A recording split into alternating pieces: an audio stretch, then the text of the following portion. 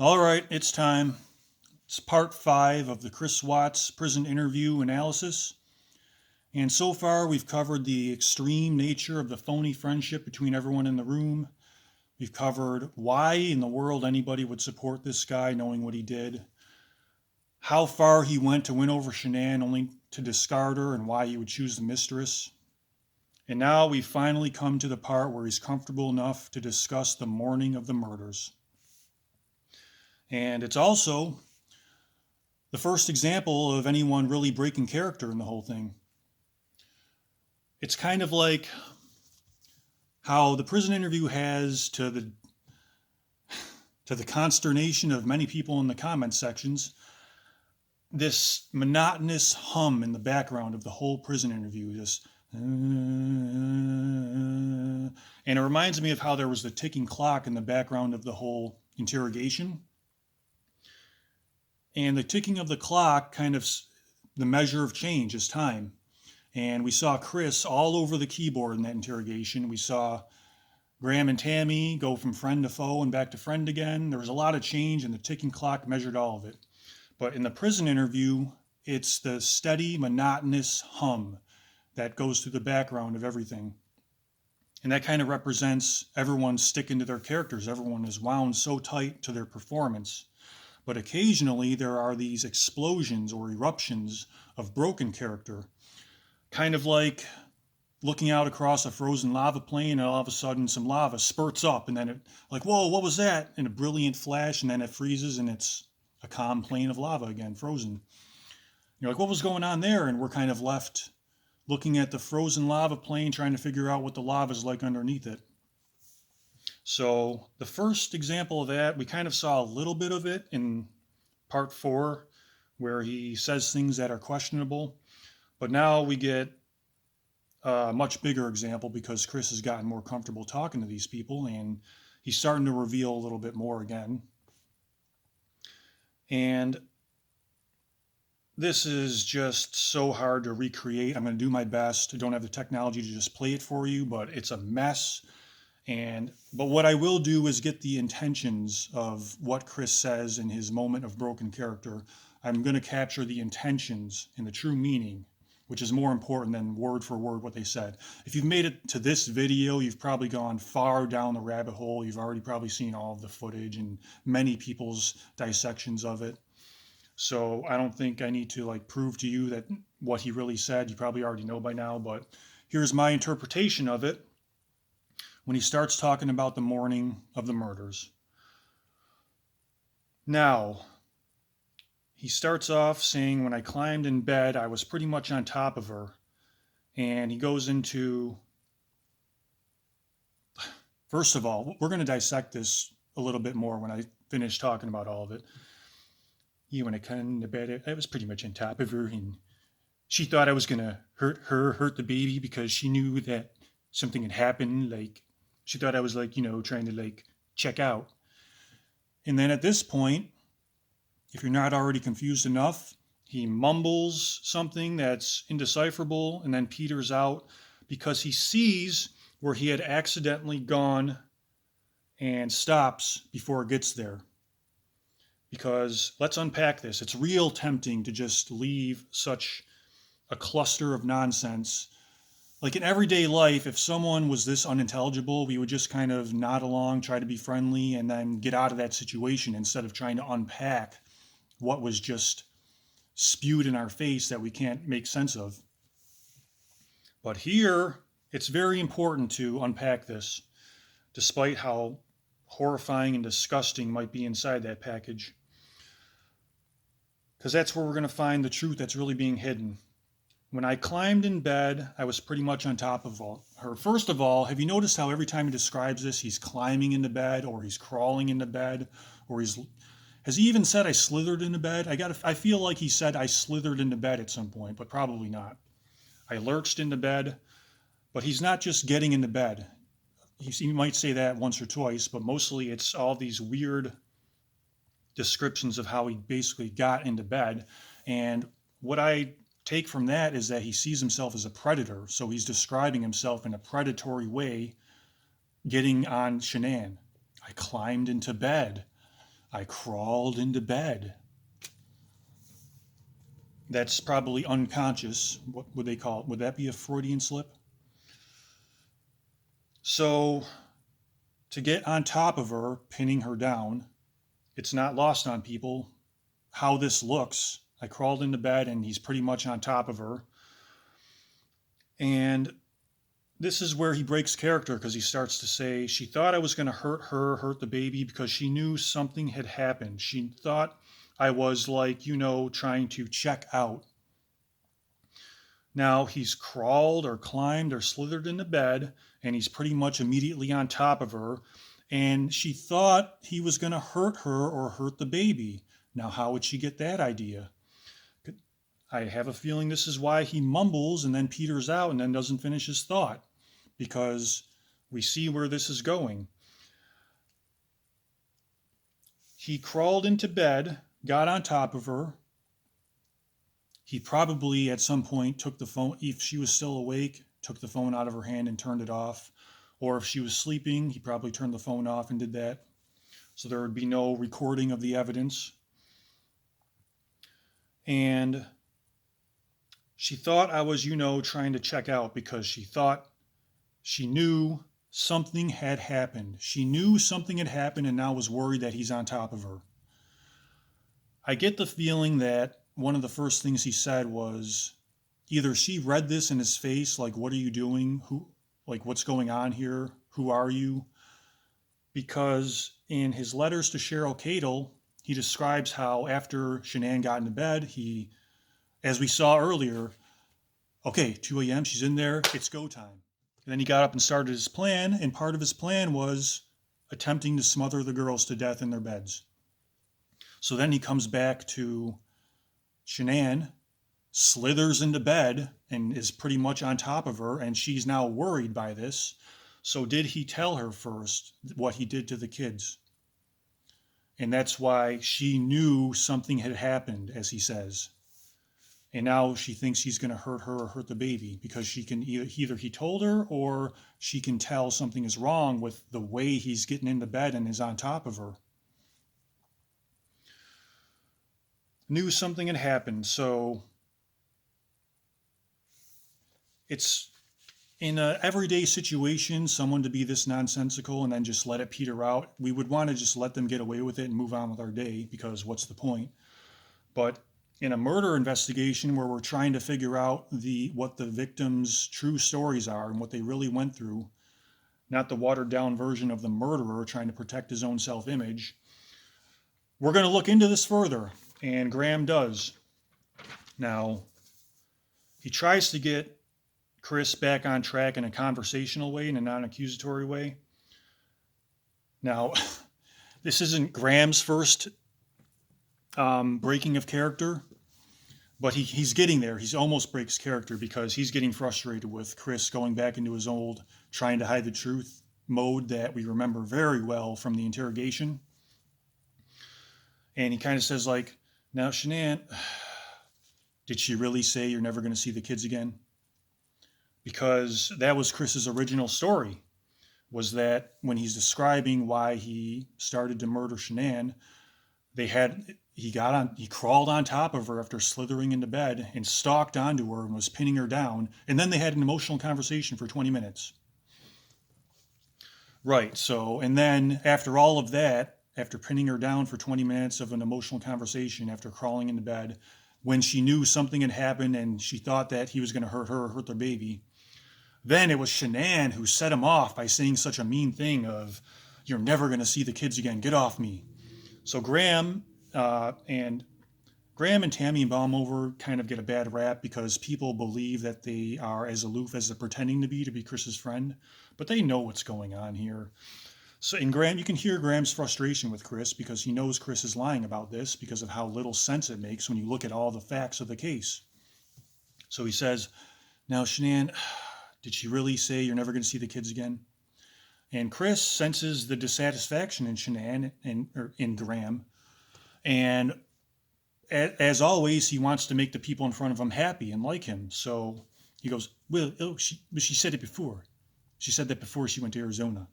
And so Chris he was comfortable just letting everyone believe this original story that it was Shanann who said something mean and set Chris off to do something he never would have done otherwise.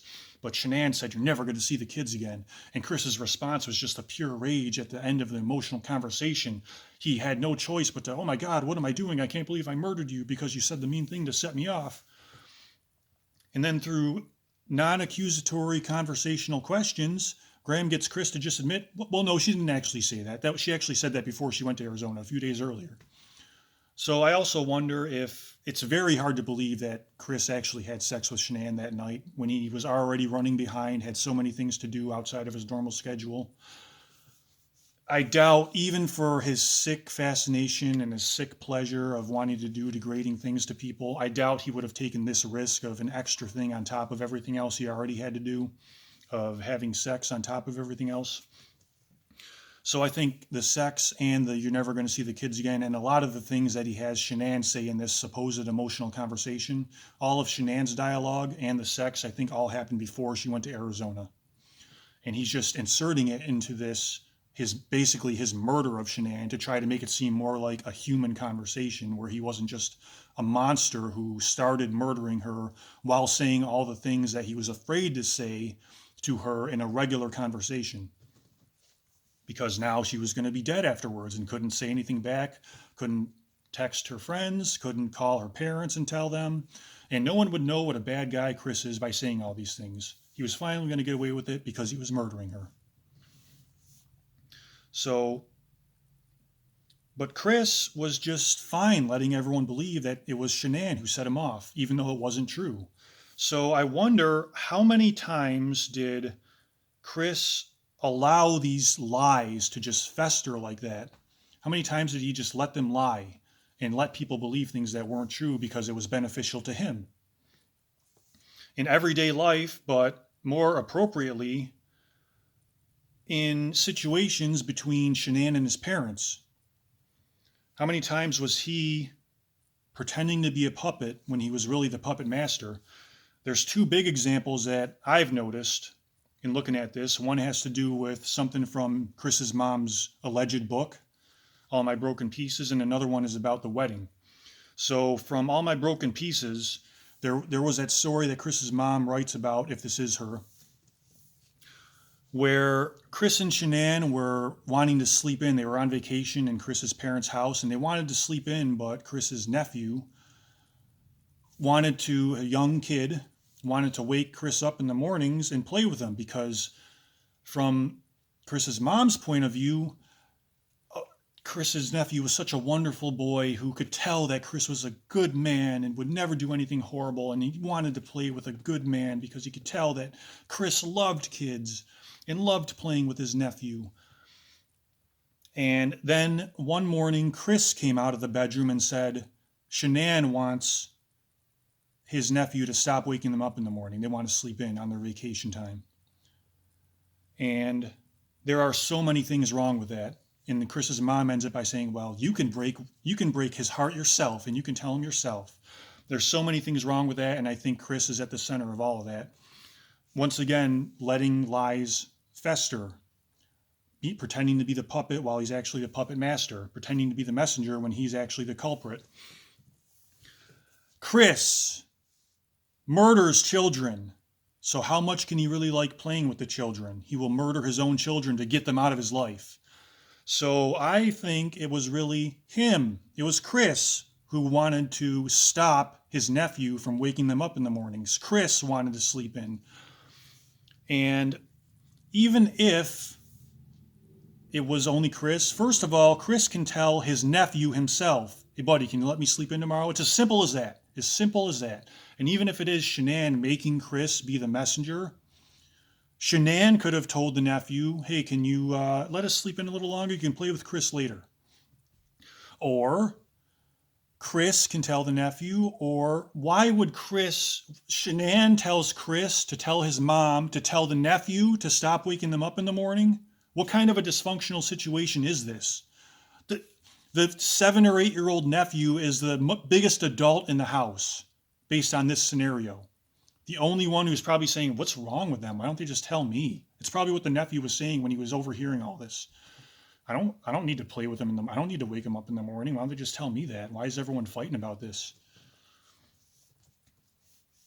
But of course, that's assuming that Chris's mom's version is accurate. But I think it was really Chris didn't want to play with his nephew, didn't want the nephew to wake him up, wanted to sleep in. So he's going to his mom to make his mom think that Shanann wants the nephew to stop bothering them in the morning. And this, instead of Chris telling the nephew, he's getting Chris's mom and Chris's wife to conflict with each other. Chris is at the center of it, pretending to be the messenger, but he's actually the culprit of this rift between Chris's mom and Shanann. Or at least that's how I interpret it, based on all of this information, based on Chris's mom's own version of it and how it's presented. So secondly, the wedding. This is so pathetic. The wimpy Chris, they're talking about why there's this rift between Shanann and Chris's parents and sister. And he turns into like a kid less mature than his nephew, who was already a little kid physically. And well, they didn't like Shanann because they blow up at the wedding, because they didn't show up at the wedding because Shanann, she took me away, and she took me away out there to Colorado. She took me away. And they could just never forgive her for taking me away out there. And that's Chris's version of why his parents and sister didn't come to his wedding, because Shanann took him away to another state, a grown man. You're a grown man.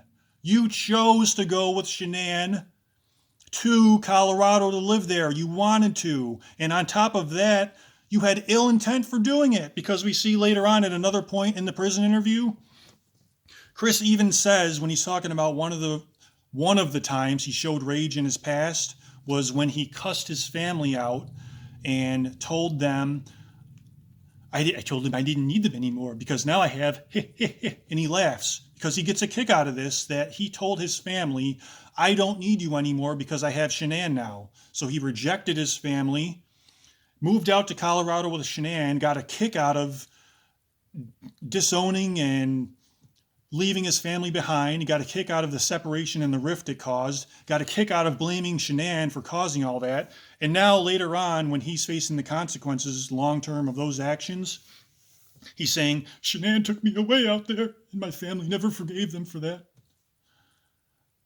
The puppet master pretending to be a puppet. But it's real tempting, now that Shanann can't defend herself or can't tell her side of the story. She took me away out there. But at the time, he was probably saying, all right, baby, let's go, you and me. We can leave my parents behind. So this is just getting infuriating, and I want to end up this video with Graham's first eruption of broken character, because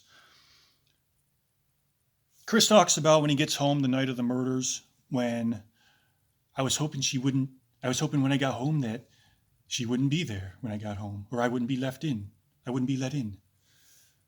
And Graham goes from, like in the interrogation, Graham is only two people. He's either Chris's friend or a psychologist or a blunt accuser and a detective. And through most of this prison interview, Graham is one person, Chris's friend and helper. But he has this eruption of broken character where he's actually three different people in 2 sentences. He goes from like a curious fangirl to a cautious friend to a blunt accuser, all in the space of about 2 sentences, because he's getting frustrated with Chris's nonsense trying to describe the night that this happened. So I was hoping they wouldn't be there. Shanann was out of town. The babysitter's watching the kids. Why would no one be there when you got home from your date with your mistress? That's physically impossible. So Graham has his eruption of broken character with his being fed up with Chris's nonsense. And he goes between these 3 characters in 2 sentences saying, oh, interesting. Now, I don't mean to offend, but is that really the truth? And Chris isn't used to dealing with that kind of scrutiny. He's used to like his family just kind of letting him get away with that, and his supporters just let him get away with that. And the camera pans off into the clouds. I was hoping they wouldn't be there that day. but he's brought back to reality. Is that really the truth? And Chris is like, oh, yeah. And then Graham goes back into character. Interesting. So we're dealing with a lot more of that kind of frustration as we get further into this horrible description of a horrible event by a horrible person and the righteous attempts of the detectives to get to the bottom of that. And I'll see you in part 6.